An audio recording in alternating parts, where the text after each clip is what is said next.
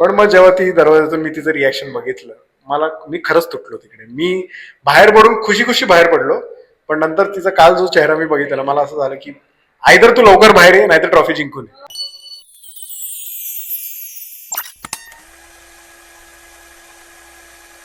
नमस्कार, मी कस्तुरी. सिने चित्रमध्ये तुमच्या सगळ्यांचं खूप स्वागत आहे. खरं तर स्विमिंग पूल म्हटलं ना आणि बिग बॉसचं घर म्हटलं की करण आठवणार आहे. खूप स्वागत. खरं तर करण, अशी मॉर्निंग. बिग बॉसचे एवढे सीझन बघितले, पण अफलातून होती. म्हणजे स्विमिंग पूल दिसलं की करणची आठवण. हे सगळं ठरवून गेलेलं का नॅचरली झालंय तिथे गेल्यावर? नाही, सो मी पहिल्या दिवशी ज्या दिवशी पोहोचलो तिकडे, त्यावेळी मी सगळे स्विमिंग पूल मी पहिल्यांदा बघितलं ते बिग बॉसचं. आणि मी सीझन नाही बघितलं, मी एपिसोड नाही बघितलं, पण रीलवर मी बिग बॉस खूप बघितलं. आणि मी विचार करायचो की स्विमिंग पूलचा वापर कोण करतं का. तर मी आयुषला पण विचारलं की बिग बॉस मध्ये कोण स्विमिंग पूल मध्ये जातं का रे. बोल कधी कधी जातात. तर मी बोलू एवढं चांगलं स्विमिंग पूल आहे, घाण पण नाहीये, का नाही जाते भाई. कारण आम्ही मित्रांबरोबर विलाला जातो, तर पहिली मी स्विमिंग पूलमध्ये उडी मारतो. तर मी बोललो आता हे रोज सकाळी करायचं. आणि त्याचे फायदे तर खूप झाले. माझी सर्दी गेली. सकाळी जे उठून सगळे बसायचे आणि सगळ्यांना जो झोप यायची ती माझी उडायची. मी पूर्ण दिवस फ्रेश राहायचो. त्याच्यामुळे त्रास खूप होता, बिकॉज थंडी, एसी सगळं ह्याच्यातून मी डायरेक्ट पाण्यात जाऊन उडी मारायचो. पण मजा आली, खूप जास्त मजा आली, खूप मिस करतोय. खरं तर असं म्हणतात ना की एखादं घर, तिकडची माणसं आपल्याला खूप अटॅच होतात आणि त्या आठवणी आपण न विसरत असतात. इतके दिवस घरात राहिल्यानंतर एखादी अशी कोणती आठवण आहे जी आपल्या घरी आल्यानंतर अशी सतवते की यार हे मी मिस करतोय बिग बॉस मधून आल्यावर? बिग बॉस मधून स्विमिंग पूल तर ऑफकोर्स मिस करतोय मी. त्याच्यानंतर जो रोजचा रुटीन होता ना आमचा, की काही ना काहीतरी करायचं, ते आता बाहेर येऊन असं की पटकन थंड झालंय आयुष्यामध्ये. म्हणजे मी आज पण लोकांना बोलायचो की मला 6 महिने आत ठेवलं तरी चालेल, मला मजा येते खूप. आणि ऑफकोर्स त्याच्यावर नाती, प्राजक्ताबरोबर जे नातं आलं, सचिनजी आहेत, आयुष आहेत, तर हे खूप मी मिस करतोय. म्हणजे जे आतली आमची मस्ती होती, आम्ही एंटरटेन करायचो आणि प्लस गेम पण करायचो. तर ते आम्हाला खूप आवडायचं. पण नंतर ते कळलेलं की तसं नाही पाहिजे बिग बॉसला. त्यांनी ठरवलं की आपण बाहेर येऊ. खरं तर ड्युटीज म्हटलं ना की घरात सगळेच आधी हात वर करतात, म्हणजे करायसाठी एक्सायटेड असतात, पण नंतर हात वर करतात.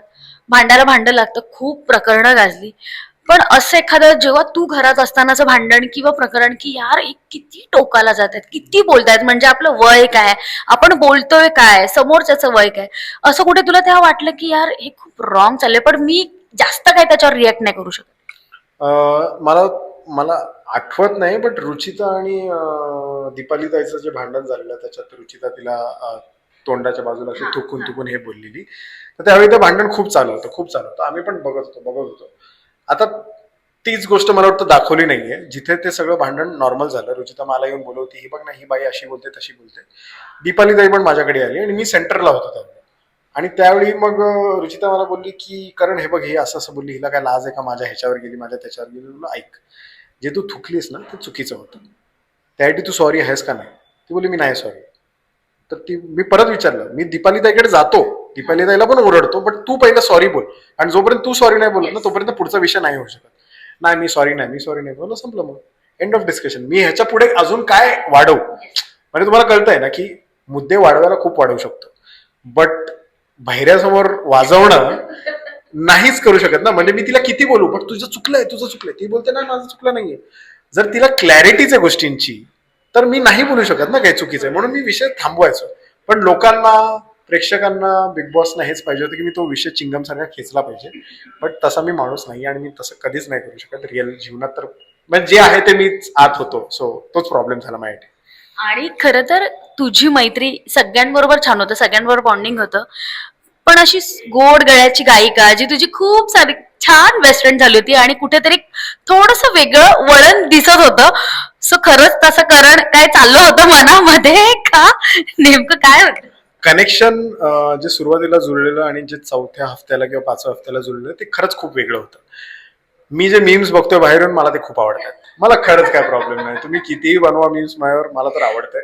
बट मी जसं सगळ्यांना सांगतोय की एकच गोष्ट आहे की मी कितीही एन्जॉय करत असलो तरी एक स्त्रीच्या बाजूने तिला काही नावं नाही पडली पाहिजे, तिला काही वाईट नाही बोललं पाहिजे, आत तिची ती विकनेस घेऊन खेचलं नाही पाहिजे. म्हणून मी काहीच जास्त बोलत नाहीये.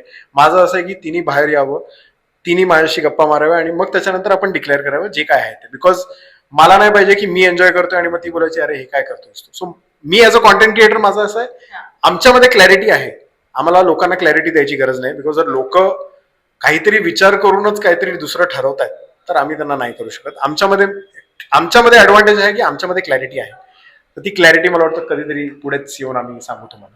नक्कीच. आणि आयुष, सचिन दादा असू दे, तुमची मैत्री खूप होती आणि खूप तिघही तुम्ही एकमेकांना अटॅच होतात.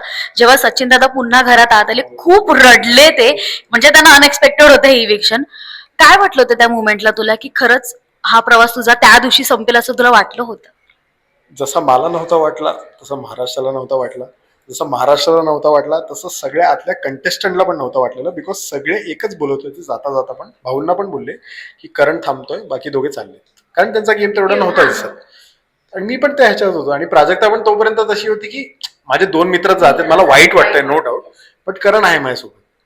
पण मग जेव्हा ती दरवाजातून मी तिचं रिॲक्शन बघितलं, मी खरंच तुटलो तिकडे. मी बाहेर पडून खुशी खुशी बाहेर पडलो, पण नंतर तिचा काल जो चेहरा मी बघितला मला असं झालं की आयदर तू लवकर बाहेर ये नाहीतर ट्रॉफी जिंकून ये. कारण दोन मधलंच एक काहीतरी, मी तुला नाही बघू शकत त्या त्रासमध्ये, बिकॉज ती खूप इमोशनल आणि खूप जेन्युअन आहे. बट तिचा खूप लोक मॅनिप्युलेट करून वापर करून घेऊ शकतात, ते मला नाही बघवणार.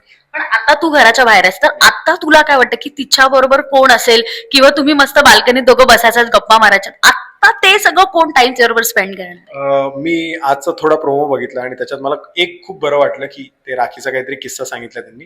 तर सगळे एका बाजूला बसलेत आणि सचिनजी आणि ते एका बाजूला बसलेत. ते मला बघून एवढं बरं वाटलं. मी बोललो हा सचिनजी एवढं करा फक्त, बस मला बाकी काही नको, की तिचा साथ सोडू नका. बिकॉज सचिनजी पण जेवढे छान मनाचे आहेत ना तशी ती आहे. सो ते तुम्ही तोडू नका. बाकी तिला गेम करू दे, आज जाऊन सगळ्या गोष्टी करू दे, पण तिच्यापासून लांब जाऊ नका. सो ते मला बरं वाटतंय की ते दोघे असतील तिकडे आणि ते वरती राहून गेम करतील.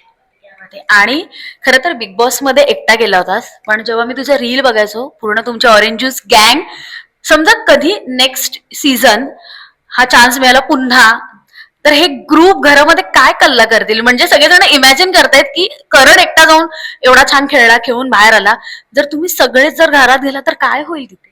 आम्ही जर सगळे घरात गेलो ना तर आम्ही, मला असं वाटतं 1-2 हफ्त्यात बाहेर येऊ. कारण आम्ही एवढं स्क्रिप्टेड भांडण करू आत, आम्ही फालतू गोष्टी काहीही करू आणि मग आम्ही एकमेकांना एवढं घाण बोलू की त्यांना सगळं म्हणजे पूर्ण एपिसोड एडिट करावं लागलं, पूर्ण दिवस. सो ते म्हणून ते नाही करू शकत ते. पण आम्ही मस्तीमध्ये बोलत असतो, भाई आपण तिघे एकत्र जाऊया का बिग बॉस मध्ये.